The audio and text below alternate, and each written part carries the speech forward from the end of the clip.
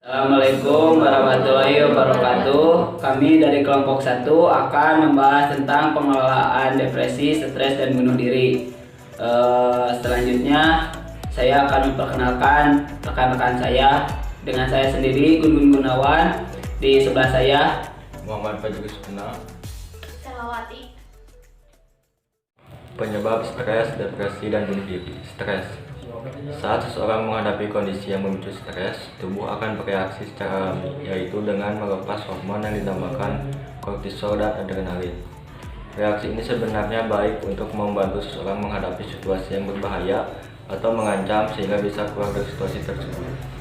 Ada beberapa situasi atau peristiwa yang dapat memicu terjadinya stres, antara lain: 1. Tidak memiliki pekerjaan. 2. Beban di tempat kerja.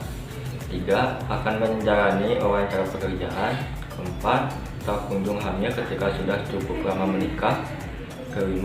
Khawatir tidak mampu merawat anak. 6. Bertengkar dengan pasangan. 7. Hubungan yang tidak baik dengan atasan.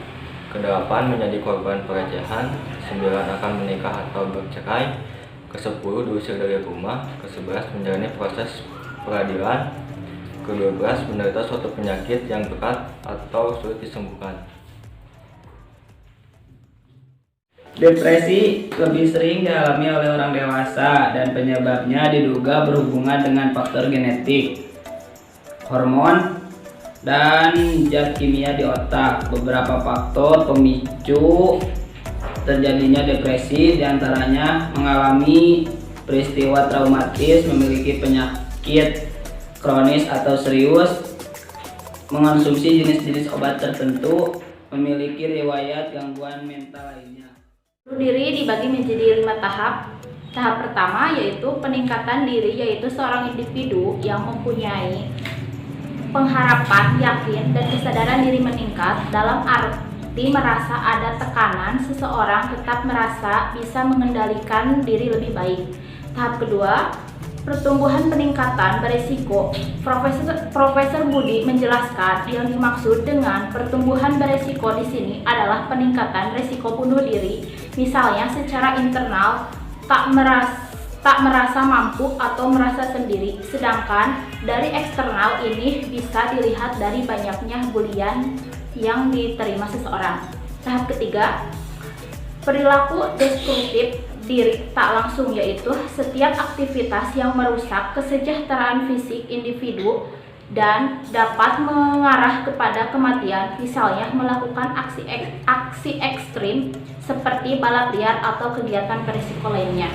Tahap keempat, pencederaan diri, yaitu suatu tindakan yang membahayakan diri sendiri yang dilakukan dengan sengaja, misalnya membatasi diri dengan makanan yang sangat ketat atau bahkan menyilet dirinya sendiri hingga luka.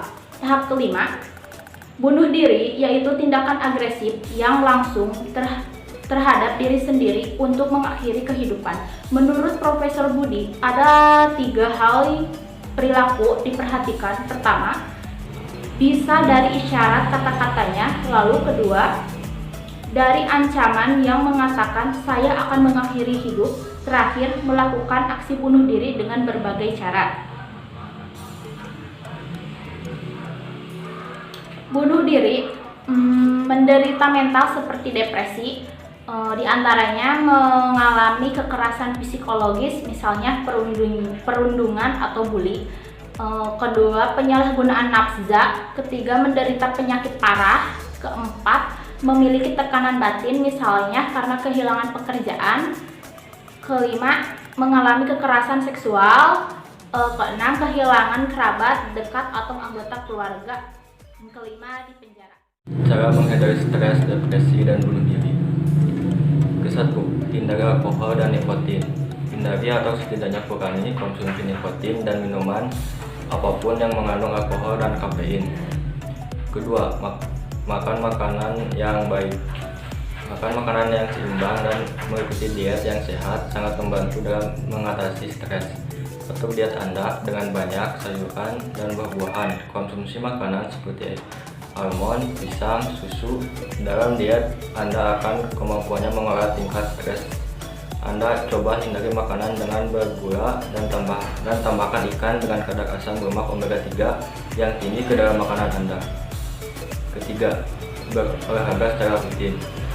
Saat stres, berolahraga tidak selalu berarti hanya berkeringat di gym atau studio yoga.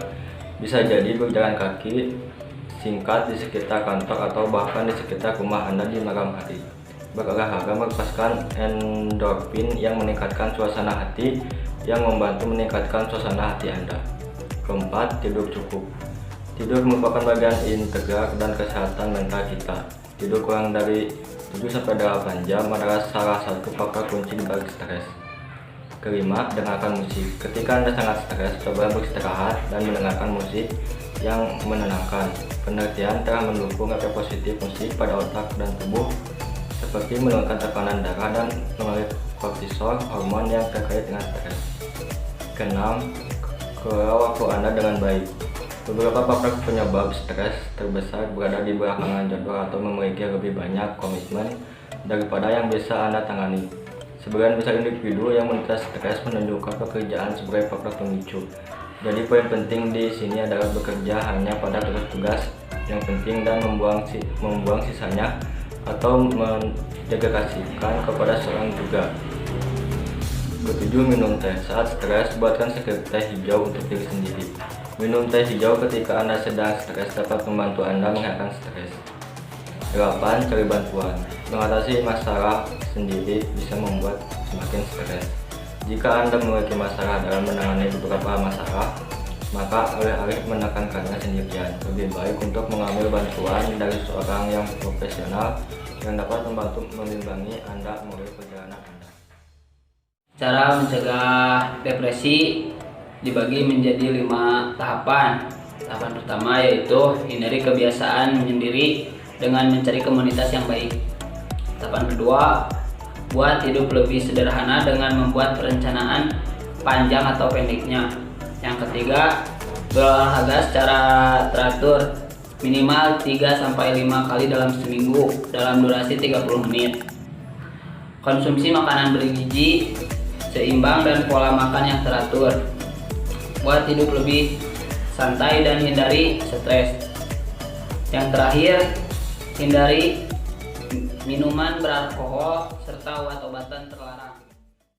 Cara mencegah bunuh diri dibagi menjadi 9 tahapan. Yang pertama, dapatkan bantuan segera. Sadarilah bahwa perasaan bunuh diri adalah masalah yang bisa diobati. Yang kedua, pelajari strategi. Jangan mencoba mengelola pikiran atau perilaku bunuh diri secara pribadi. Yang ketiga, buat rencana untuk hidup. Saat pikiran bunuh diri menyergap, buatlah rencana, tindakan, tertulis atau rencana keselamatan dengan penyedia kesehatan mental. Yang keempat, menyimpan nomor kontak orang terdekat. Bantuan dari orang lain sangat dibutuhkan ketika Anda memiliki keinginan untuk bunuh diri. Yang kelima, hilangkan hal-hal pendukung bunuh diri. Bunuh diri akan semakin kuat bila Anda menemukan hal-hal yang mendukungnya. Yang keenam, jadwalkan kegiatan harian. Melakukan kegiatan yang membawa kesenangan kecil dapat membantu menghilangkan pikiran bunuh diri. Yang ketujuh, berkumpul bersama orang lain. Bangun jaringan dukungan Anda dengan menjangkau teman, keluarga, dan orang-orang yang peduli dan ada saat Anda membutuhkannya. Yang kedelapan, hindari penggunaan narkoba dan alkohol. Alih-alih menghilangkan rasa sakit yang menyakitkan, alkohol dan obat-obatan terlarang malah dapat meningkatkan pikiran untuk bunuh diri serta keputusan impulsif melukai diri sendiri. Yang kesembilan, hindari situs web berisiko di internet. Jauhi situs web yang mungkin mendorong bunuh diri sebagai cara untuk menyelesaikan masalah. Mungkin dicukupkan sekian dari kelompok kami. Mohon maaf bila banyak kekurangan. Akhirul kalam. Assalamualaikum warahmatullahi wabarakatuh.